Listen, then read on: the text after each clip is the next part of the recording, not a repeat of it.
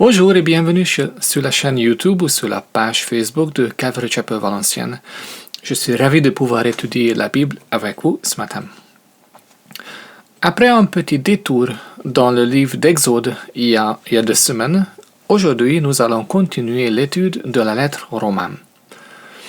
Mais comme d'habitude, nous allons commencer par un temps de louange. Prions. Seigneur, merci pour cette révélation de ta personne que Jeff nous a expliqué la dernière fois. Tu n'es pas un Dieu qui veut punir, mais tu es un Dieu qui cherche la restauration, qui prend plaisir à pardonner nos péchés. Tu es celui sur qui nous pouvons compter dans toutes les situations, même quand nous avons plus d'espoir. Tu règnes et tu régneras pour toute l'éternité. Nous voulons te louer ce matin et nous voulons entendre ta voix. Viens et remplis-nous de ton Saint-Esprit, je te prie. Amen.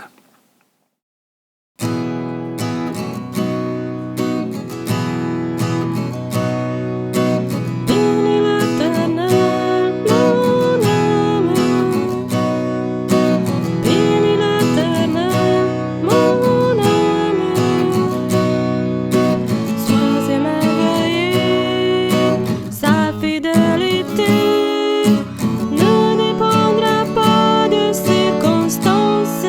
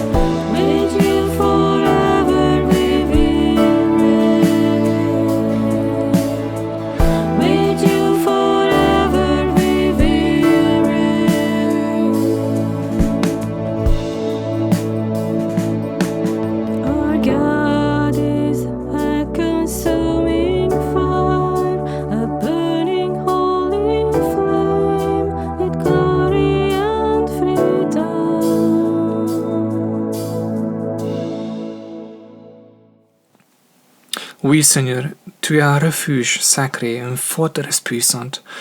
Comme dit le psaume 46, Dieu est pour nous un refuge et un appui, un secours toujours présent dans la détresse. C'est pourquoi nous sommes sans crainte quand la terre est bouleversée, quand les montagnes sont ébranlées au cœur des mers et que les flots de la mer mugissent, écument, se soulèvent jusqu'à faire trembler les montagnes. Oui, nous adorons le Dieu Tout-Puissant, qui veut, qui peut et qui veut sauver nos âmes. Sois glorifié, sois exalté dans nos vies, dans nos familles, dans nos pays et sur la terre entière. Amen. Donc, bonjour, rebonjour et bienvenue sur la chaîne YouTube ou sur la page Facebook de Calvary Chapel Valenciennes. Je suis ravi de pouvoir étudier la Bible avec vous ensemble ce matin. Lors de l'étude précédente, nous avons fait un petit détour dans le livre d'Exode. Jeff nous a parlé de cette rencontre magnifique entre Moïse et Dieu. Moïse a demandé de voir Dieu, et Dieu a exaucé sa prière. Pendant que Moïse s'est caché dans le creux d'un rocher, Dieu a passé devant lui et il a prononcé son nom. En Exode 34, l'Éternel passa devant lui et s'écria, « L'Éternel est un Dieu de grâce et de compassion, lent à la colère, riche en bonté et en vérité. » Quand Dieu voulait dire quelque chose concernant son caractère, il a parlé de sa grâce et de sa compassion. Oui, il peut être en colère, mais ce n'est pas son choix. Il veut accorder sa grâce à tous et ne réserve sa colère qu'uniquement à ceux qui refusent sa bonté. Si vous n'avez pas encore eu l'occasion d'écouter ce message encourageant, vous pouvez le trouver dans les archives sur notre chaîne YouTube. Cherchez Exode 33-34. Aujourd'hui, nous allons continuer la lettre aux Romains. Il y a 16 chapitres dans cette lettre et aujourd'hui nous arrivons au chapitre 15. Il nous en reste plus beaucoup. Mais avant de s'y plonger, j'aimerais partager un nouveau verset à mémoriser avec vous, ou des versets à mémoriser pour être précis. Et cette fois, dans l'Ancien Testament. Ésaïe 55, versets 1 à 3. Vous tous qui avez soif, venez chercher de l'eau. Et même vous qui n'avez pas d'argent, venez acheter et manger. Venez acheter sans argent, oui, sans paiement, du vin et du lait. Pourquoi dépensez-vous votre argent pour payer ce qui ne nourrit pas? Pourquoi travaillez-vous pour une nourriture qui ne rassasie pas? Écoutez, oui, écoutez-moi, alors vous mangerez ce qui est bon. Vous vous délecterez d'aliments savoureux. Tendez l'oreille, venez à moi, écoutez-moi et vous vivrez. Donc, dans ce contexte, lors du chapitre 14 de la lettre aux Romains, Paul nous a parlé d'un aspect très important de la vie chrétienne, l'amour fraternel. En vue de la grâce infinie et imméritée que Dieu nous a témoignée, Dieu nous invite à changer notre attitude vis-à-vis des valeurs de nos vies. Au lieu de courir après les choses temporaires et périssables, il nous invite à chercher les trésors éternels et impérissables. Il nous offre la possibilité d'un style de vie qui a un sens éternel. Une vie qui glorifie et honore Dieu, qui glorifie Jésus, qui nous a honorés et qui nous a sauvés et qui un jour nous fera entrer dans sa gloire. On a vu dans le chapitre 14, en effet, aucun de nous ne vit pour lui-même et aucun ne meurt pour lui-même. Si nous vivons, c'est pour le Seigneur que nous vivons, et si nous mourons, c'est pour le Seigneur que nous mourons. Ainsi, soit que nous vivions, soit que nous mourions, nous appartenons au Seigneur. En effet, Christ est mort, il est ressuscité, il est revenu à la vie pour être le Seigneur des morts et des vivants. On a vu un aspect de notre réponse à l'amour de Dieu, c'est notre attitude envers nos contemporains. Et Paul nous a dit, ainsi donc, recherchons ce qui contribue à entretenir la paix et à nous faire grandir mutuellement dans la foi. Puis nous avons vu en principe, toujours dans le chapitre 14, l'importance de notre conscience. Verset 23. Mais celui qui a des doutes au sujet de ce qu'il mange est condamné parce qu'il n'agit pas par une conviction de foi. Tout ce qui ne provient pas d'une conviction de foi est péché. Cette conviction de foi peut être très différente d'une personne à l'autre. Et quand il ne s'agit pas d'un péché, Paul nous enseigne que chacun est responsable de vivre selon sa propre conviction. En pratique, tu hésites à faire quelque chose? Tout d'abord, prie pour le sujet. Et si tu n'es pas en paix, au profond de ton cœur, si la décision est contre ta conviction, dis non. Mais si tu es en paix et ce n'est pas un péché, tu peux te lancer. Ou pas. Tu es libre. Mais c'est important de réaliser pour qu'une conviction fonctionne correctement, nous avons besoin du Saint-Esprit. Nous ne pouvons pas nous confier à notre propre cœur, car il est méchant. En Jérémie 17, on trouve « Le cœur est tortueux, plus que toute autre chose. Il est incurable. Qui pourrait le connaître ?» Cette affirmation est forte, si on y pense. Incurable. Plus tortueux que toute autre chose. Si vous mettez à côté de ce verset des citations sur Facebook, du genre « Suis ton cœur », nous serions face à un choix. Qui a raison?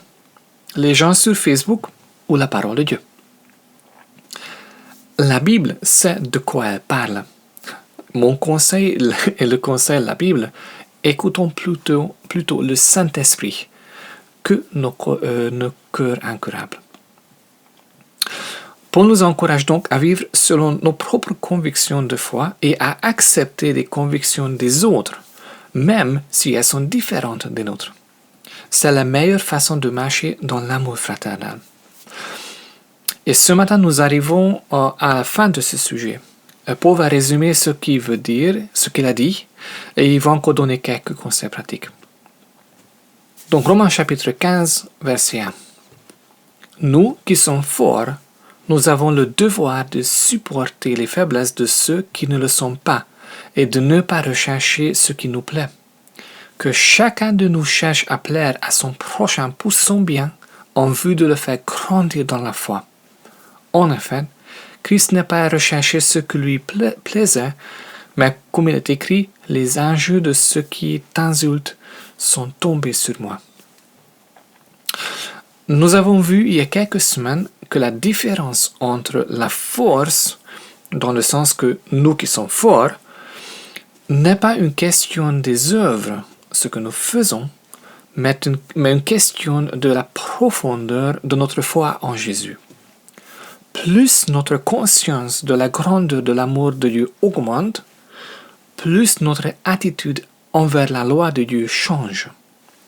Au début, nous sommes trop liés à la loi.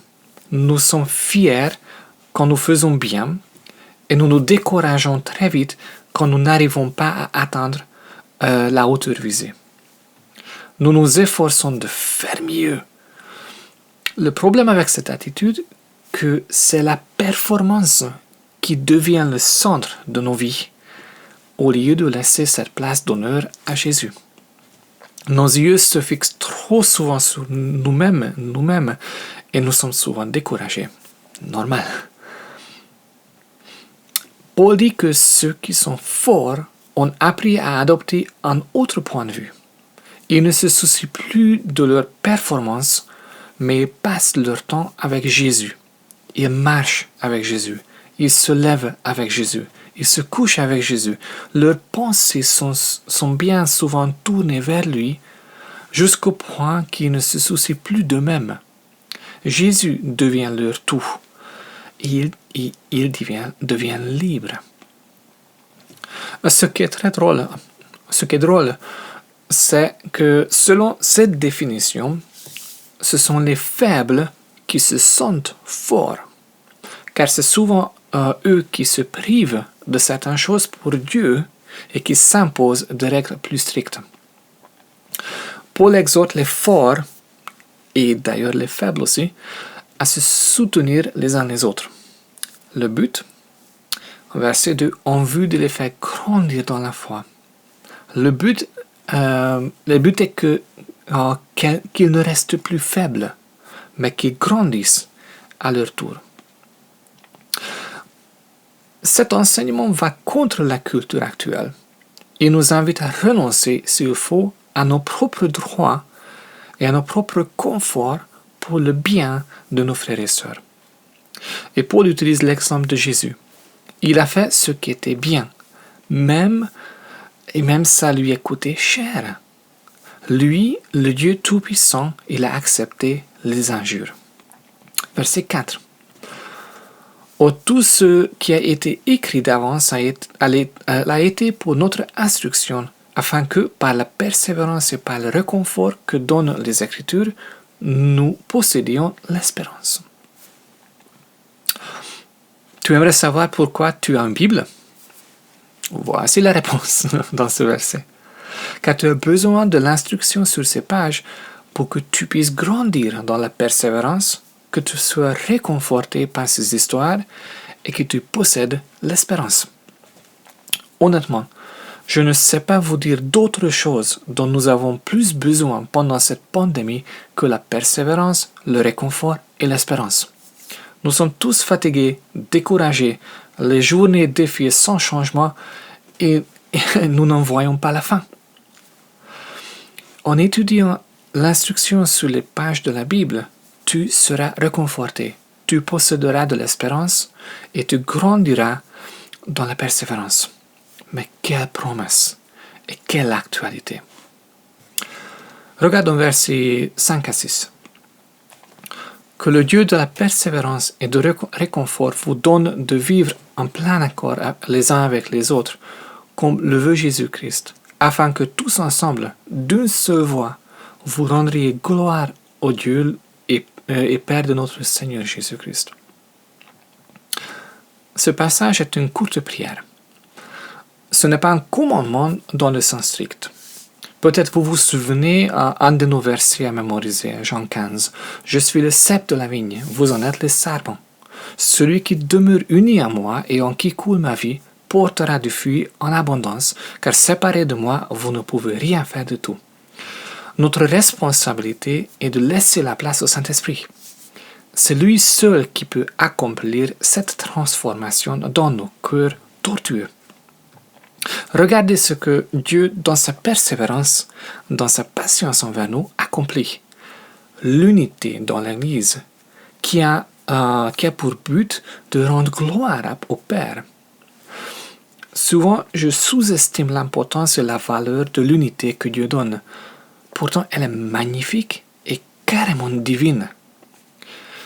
Par exemple, les soldats dans une armée peuvent tous travailler ou battre ensemble. Ils peuvent marcher d'une façon synchronisée qui est formidable à regarder. Mais d'être unis dans les cœurs, c'est un autre niveau. Dans ce monde, c'est l'individualisme qui règne. Jésus apporte la solution et le réconfort dont nous avons si besoin. Verset 7. Accueillez-vous donc les uns les autres comme Christ vous a accueillis pour la gloire de Dieu. J'affirme en effet que Jésus-Christ est devenu le serviteur des circoncis, ou des Juifs, pour prouver que Dieu est vrai en confirmant les promesses faites à leurs ancêtres. Quant aux non-juifs, ils célèbrent Dieu à cause de sa bonté, comme dit l'Écriture. C'est pourquoi je te louerai parmi les nations et je chanterai à la gloire de ton nom. Il a dit encore, Nations, réjouissez-vous avec son peuple. Et encore, louez le Seigneur, vous toutes les nations, célébrez-le, vous tous les peuples. Isaïe dit aussi, il paraîtra le rejeton d'Isaïe, il se lèvera pour régner sur les nations, et les nations espéreront en lui. Comment Dieu t'a accueilli? Nous oublions vite notre misère d'autrefois. Nous étions perdus. Nous n'avions rien à lui donner. Il nous a accueillis sans reproche, sans critique, sans jugement, et il nous a bénis. Voilà comment nous devons accepter les autres, nos contemporains, nos frères et sœurs dans la foi. Le voici l'attitude qui glorifie Dieu. Au début de nos études de la lettre aux Romains, nous avons vu que l'Église à Rome était composée des membres juifs et non juifs. Nous avons étudié la tension qui en était le résultat. Paul est revenu plusieurs fois sur cette question tout autour de cette lettre. Il a dit « En Jésus, il n'y a pas de différence entre juifs et non-juifs. » Dans la lettre aux Galates, il a écrit, en chapitre 3, « Vous êtes tous fils de Dieu par la foi en Jésus-Christ. En effet, vous tous qui avez été baptisés en Jésus, vous vous êtes revêtus de Christ. Il n'y a plus ni juif ni non-juif. Il n'y a plus ni esclave ni libre. Il n'y a plus ni homme ni femme, car vous êtes tous un en Jésus-Christ. » Pour montrer que c'était la volonté de Dieu manifestée dans les promesses de l'Ancien Testament, Paul vient de citer quelques versets qui montrent que Dieu voulait bénir les Juifs tout comme les non-Juifs. Il est l'espérance des Juifs et des non-Juifs. Verset 13. Que le Dieu de l'espérance vous remplisse de toute joie et toute paix par la foi, pour que vous débordiez d'espérance par la puissance du Saint-Esprit. En arrivant à la fin de son enseignement sur le culte raisonnable, Paul termine par une prière que nous puissions ou nous devrions tous prier avec lui. En fait, faisons ça maintenant. Seigneur, tu es le Dieu d'espérance. Et je te prie de nous remplir de toute la joie, de toute joie et de toute paix dans la foi, pour que nous débordions d'espérance par la puissance du Saint-Esprit. Amen. C'est une super prière. Et vous savez que la plupart des psaumes, par exemple, sont des prières. Vous pouvez les prier comme je viens de le faire avec ce verset. Petite parenthèse. Donc, ce verset termine donc une longue section de la lettre, depuis le début du chapitre 12 jusqu'ici. À partir de verset 14, Paul va nous parler de ses plans, puis dans le chapitre 16, il va saluer les gens qui connaissaient Rome. Donc, allons-y. Verset 14. En ce qui vous concerne, mes frères et sœurs, je suis personnellement convaincu que vous êtes pleins de bonnes dispositions, remplis de toute connaissance et capables de vous avertir les uns les autres. Cependant, frères et sœurs, c'est avec une certaine audace que je vous ai écrit par endroits comme pour réveiller vos souvenirs, et cela à cause de la grâce que Dieu m'a faite, d'être serviteur de Jésus-Christ pour les non-juifs. Je m'acquitte ainsi du service sacré de la prédication de l'évangile de Dieu, afin que les non-juifs soient une offrande agréable, devenue sainte par l'action de l'Esprit Saint. J'aime bien la douceur des paroles de Paul. Il ne se présentait pas comme le seul enseignant capable de parler du plan de Dieu. Il avait confiance dans la connaissance des membres de l'Église à Rome, mais il était convaincu qu'une petite répétition va les aider à continuer sur le bon chemin. C'est en fait le cas de notre Église aussi. Et regardez que l'apôtre Pierre a écrit en 2 Pierre chapitre 1. Par sa puissance, Dieu nous a donné tout ce qu'il faut pour accéder à la vie véritable et pour vivre dans l'attachement à Dieu. En effet, il nous a fait connaître celui qui nous a appelés à partager sa propre gloire et sa puissance. Par cette gloire et cette puissance divine, nous avons reçu des promesses d'une suprême importance et d'un prix inestimable. Grâce à elles, vous pourrez échapper à l'empire des passions qui mènent ce monde à la ruine et devenir participant de la nature divine. Dieu nous a donné tout ce qu'il faut. Dieu vous a donné tout ce qu'il vous faut. C'est une phrase incroyable. C'est le but de ces enseignements que vous êtes en train d'écouter, par exemple dimanche matin, ou quand vous écoutez dans les archives. C'est vous rappeler aux promesses de Dieu et vous levez les yeux vers Jésus, vous boostez si vous êtes découragé et vous invitez de nouveau dans la présence de Dieu si vous vous êtes éloigné de lui. Tout ce dont vous et moi, nous avons besoin, c'est juste un petit rappel pour réveiller nos souvenirs. Puis on voit que Paul connaissait son appel et il a consacré sa vie à poursuivre cet appel. Une question, quel est ton appel? C'est une question qui se pose souvent, mais il y a rarement des réponses, car nous attendons que Dieu nous montre son plan pour les 3, 5, 10 années suivantes. Mais comment est-ce que Paul a commencé ce voyage missionnaire, par exemple? Actes chapitre 13, regardons. Il y avait dans l'église d'Antioche des prophètes et des enseignants. Barnabas, Simon appelé Noir, Lucius le Cyrène, Mahanem qui avait été élevé avec Hérode le tétrarque et Saul, qui est Paul. Pendant qu'il rendait un culte au Seigneur et qu'il jeûnait, le Saint-Esprit dit: « Mettez-moi à part Barnabas et Saul pour la tâche à laquelle je les ai appelés. » Alors, après avoir jeûné, prié et posé les mains sur eux, ils les laissèrent partir. Ils ont servi et adoré Dieu. Ils ont chanté des louanges, ils ont passé du temps dans la prière et ils ont jeûné. C'était un culte au Seigneur qui a ouvert la porte pour la prochaine étape. Ce n'était pas l'idée de Saül ou Paul ou Barnabas de partir en voyage missionnaire et implanter plusieurs églises. Ils ont prié, loué le Seigneur, jeûné. En fait, ils se sont tout simplement rendus disponibles à Dieu en lui laissant la première place dans leur vie. Peut-être tu ne connais pas ton appel. Suis l'exemple des gens de l'église d'Antioche. Cherche Dieu. Demande qu'il te montre ta place, ton appel. Et en attendant sa réponse, passe du temps dans sa présence et fais ton mieux dans tout ce que tu fais. Au travail, à l'école, à la maison, parmi tes amis, etc. Il ne manquera pas de te révéler la prochaine étape. Il est vraiment fidèle. Verset 17. Je peux donc me montrer fier en Jésus-Christ de l'œuvre de Dieu.